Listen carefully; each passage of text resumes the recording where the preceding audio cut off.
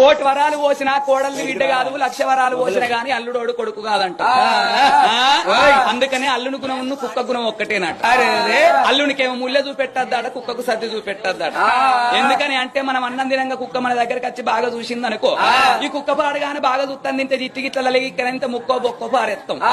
ముక్క తింటది బొక్క తింటే తెల్లారి గదే టైం కత్తలికి అది ఉన్నట్టు నిలబడుతుంది.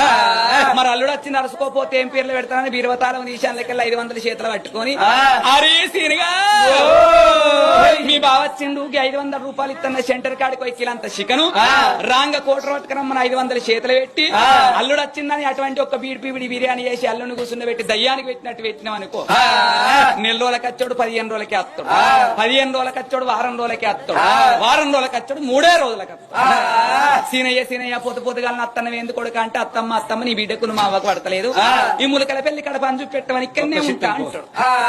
ఎందుకంటే ముళ్ళని చూసి